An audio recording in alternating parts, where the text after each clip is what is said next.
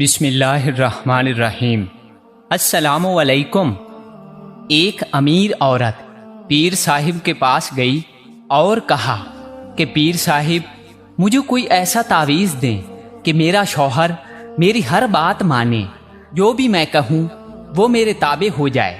پیر صاحب بھی دور اندیش انسان تھے، انہوں نے اس عورت کی بات غور سے سنی اور کہا کہ یہ عمل تو شیر کی گردن کے بال پر ہوگا، اور وہ بال بھی آپ خود شیر کی گردن سے اکھاڑ کر لائیں گی، تب اثر ہوگا، ورنہ کوئی فائدہ نہ ہوگا۔ وہ عورت بہت پریشان ہو گئی اور مایوس ہو کر واپس آ گئی اور اپنی سہیلیوں کو بتایا۔ ایک سہیلی نے مشورہ دیا کہ کام تو مشکل ہے مگر ناممکن نہیں، تم ایسا کرو کہ روزانہ 5 کلو گوشت لے کر جنگل جایا کرو اور جہاں شیر آتا ہے وہاں ڈال کر چھپ جاؤ، کچھ عرصہ بعد شیر کے سامنے جا کر ڈالو، وہ گوشت کا عادی ہو جائے گا۔ وہ گوشت کا عادی ہو جائے تو تم اس کے قریب جا کر گوشت ڈالنا شروع کر دینا اور اس کی گردن پر پیار سے ہاتھ پھیرنا شروع کر دینا، اور جب شیر آپ سے مانوس ہو جائے تو گردن سے بال اکھیڑ لینا۔ اس عورت کو بات پسند آئی، دوسرے دن ہی اس نے گوشت لیا اور جنگل گئی اور گوشت ڈال کے چھپ گئی۔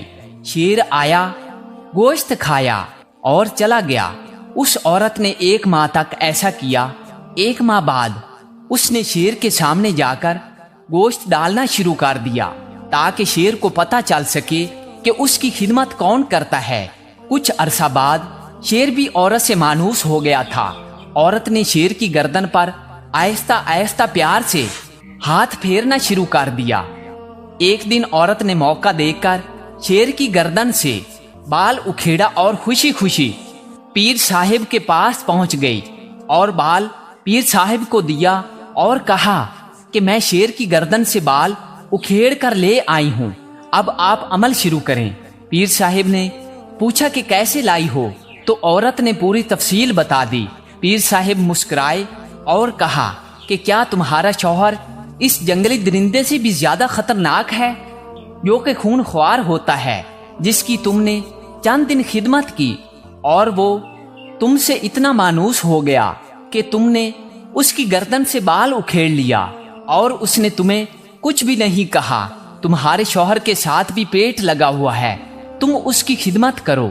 جب جنگلی درندہ خدمت سے اتنا مانوس ہو سکتا ہے تو ایک باشعور انسان بھی آپ کے تابع ہو سکتا ہے۔ گزارش ہے کہ اپنے شوہر کی خدمت صرف اور صرف اللہ پاک کی رضا کے لیے کریں، پھر دیکھیں اللہ پاک آپ کے گھر کو کیسے جنت بناتے ہیں۔ سبحان اللہ۔